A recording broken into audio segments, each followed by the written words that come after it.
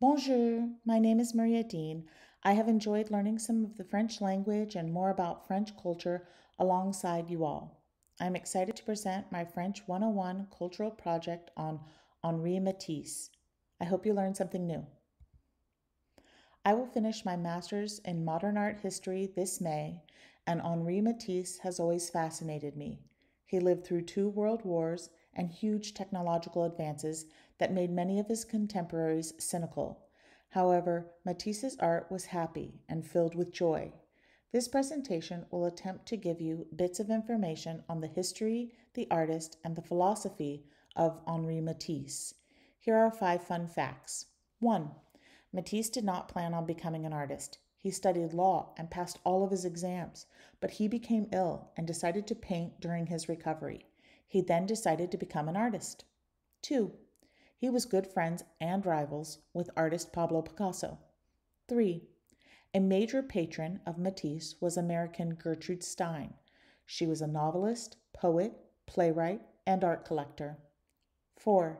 He ran a small art school called Académie Matisse in Paris between 1908 and 1911. 5. Some of his paintings have sold for over $20 million. Matisse was born in 1869 when sailboats still crossed the Atlantic as means of travel. He died in 1954 when the first hydrogen bomb exploded. Matisse saw technology burst and lived through some of the most upsetting political events. But his paintings do not speak to these atrocities. His work does not express his political opinion. His work provides relief.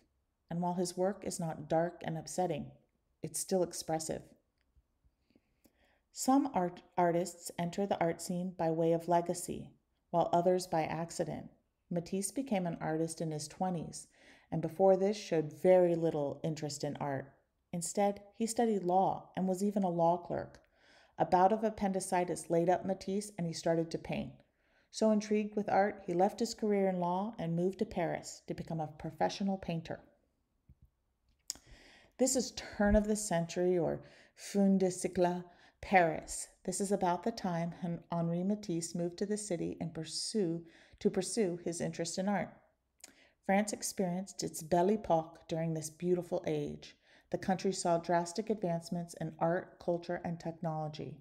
It was a period in the city's history that saw the construction of the Eiffel Tower, the Paris Metro, the completion of the Paris Opera, and the beginning of the Basilica of Sacré-Cœur on Montmartre. A cultural distinction at the turn of the century between France and America was the idea of the flaneur. A flaneur was traditionally depicted as male. A flaneur was a figure of urban affluence and modernity, representing the ability to wander detached from society with no other purpose than to observe contemporary life. The turn of the century is also met with Matisse's color choice. All is bright and lively. His art is not politically driven or calculated, but his chromatic selection is unnatural and daring, setting him apart. The Woman with a Hat marks a shift for Matisse as he aims to reinvent the portrait. Its smudge and smatter on canvas shocked the 1905 Salon d'Automne and even had the avid art collector Leo Stein calling it the nastiest smear of paint. Still, he and Gertrude bought the piece, for they knew the impact and significance it would have on modern art. Matisse was said to champion the French Expressionist movement. The group was called Les Fauves, or Wild Beasts, because of their rejection of traditional art. Fauvism was short-lived, but no less important because it demonstrated modern art's ability to evoke intense emotional reactions through radical visual form. Fauvist paintings use bold, non-naturalistic colors, often applied directly from the tube in loose, spontaneous dabs. The forms of Fauvist subjects were also simplified to their most basic shapes and silhouettes, making their work appear quite abstract. The painting that encapsulates the Fauve movement, as well as securing Matisse as the master of modernity, was Beau de Vivre. While the colors are classic Matisse, bold and bright, it is this scale that both honors the tradition of Cézanne and sets Matisse apart. When first presented, it was met with a jolt. Audiences were not shocked by the theme or sensuality.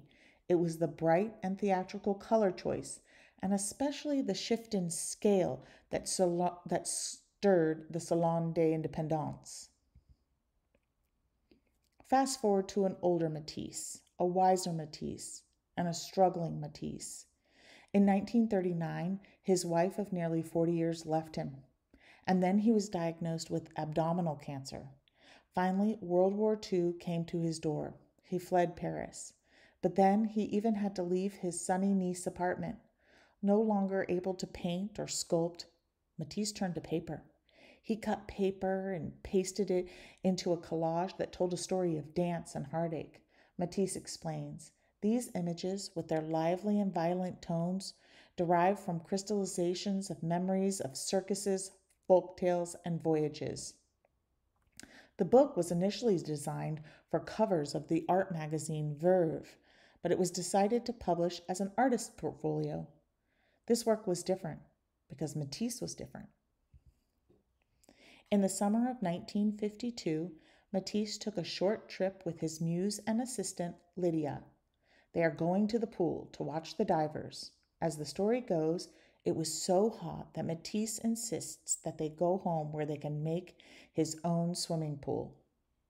Once home, he instructs Lydia to hang a white paper frieze over the dining room's burlap and just above his head. Matisse goes on to cut out large blue paper forms of swimmers, divers, and sea creatures. The outstanding career of Henri Matisse is remarkable. He is one of the most influential artists of the 20th century, whose dynamicism and innovation changed the course of modern art. His oeuvre spanned over 6 decades and included painting, graphic arts, drawing, book illustrations, and paper cutouts. His subjects were as varied as his materials, and his work included interiors, portraiture, the female figure, and still life.